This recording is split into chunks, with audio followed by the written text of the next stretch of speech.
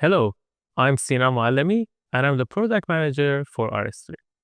In this release of RS3, we introduced the block model feature, which enables you to translate any geological characteristic that created in any other software directly to RS3.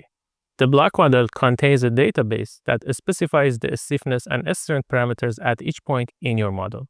This would help you to save a lot of time in model creation, and it's going to represent the most accurate behavior of the model. So let's take a look at one example in RS3 and see how we can assign block model to your geometry. So here you can see the geometry of an open pit that we would like to assign the block model to it. Before we do that, let's go have a look at the database, which is a CSV file in this case. Here you can see we have about 900,000 blocks, and also the dimension of each block is specified. For each block, you need to mention the x, y, z, which is a coordinate of the center of the block or any of the corners. Also, you need to mention the material name as well as the stiffness or strength parameters for each block that could be different with any adjacent blocks. So let's go back to the model and apply the block model.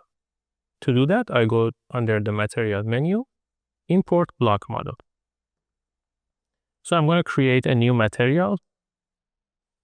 And now the program asks me to pick the location of the database. So I'm going to pick the CSV file and click Open. In this window, I'm going to mention what stiffness or strength parameters I would like the material to read it from the database. So let's go with the more column. I'm going to pick all of the parameters and click Next. Here we need to mention at each column what stiffness or strength parameters are going to be read. So for example, the cohesions are going to be read from column 5, or friction angle is going to be read from column 6.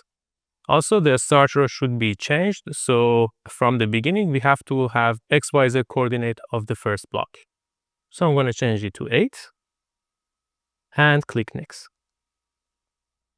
In this window, the program is validating the database in case, for example, one block is missing or there is any problem with the information inside the database.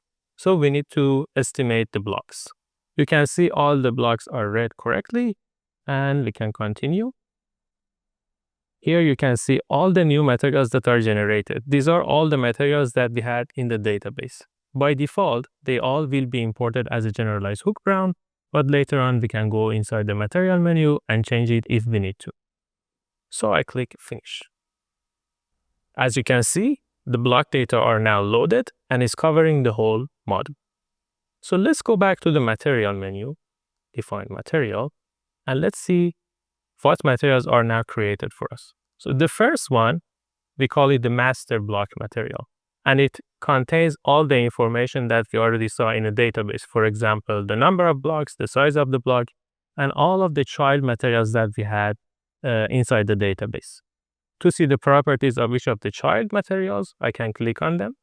If you go to the strength tab, and I'm going to switch it to more Coulomb, because that's what we already specified at the beginning when we were importing the database. So I'm going to switch it to plastic. And now we can see another column is created for us that we can mention, do I want to read these parameters, for example, cohesion from the database, or no, I'm going to read the default value. So I'm going to check all of the parameters and click OK. We can repeat the same process for the rest of the materials if we want to change the failure criteria for those materials. So far, we have defined the block model, but we haven't assigned it yet to the open pit. To do that, first I'm going to hide block model database. I'm going to select the geometry of the open pit. And now I'm switched the assigned material instead of default material to the master block material.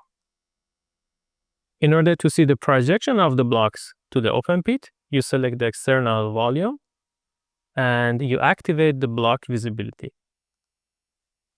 If I reduce the transparency, you can see the projection of the block model to the open pit. That's how you can import and assign the block model to your geometry. And now you can assign the solid boundary condition, apply different type of mesh, use the SSR or plastic region, and do the simulation. For this specific pit, I have used the hybrid mesh and used the plastic region and did the SSR simulation. So let's go and check the results. By default, we see the sigma 1 effective for the external boundary. And as you can see, the calculated critical SRF is 2.32. So I'm going to go to this value and switch the results to displacement. So now we can see what is the mode of the failure. We are seeing a failure on the surface of the slope, which is basically a shear failure. But to see that better, let me pick one of the contour planes and hide the rest of the geometry to see the results more visible. And there you go. You can see the formation of the shear band on the surface of the pit. And also you can switch the data type to maximum shear strain. And now you can find the depth of the failure surface. In this example, we saw how we can assign the block model to any geometry, because we don't need to find the intersections between different material boundaries, do the divide haul. So it can save us a lot of time for geometry creation.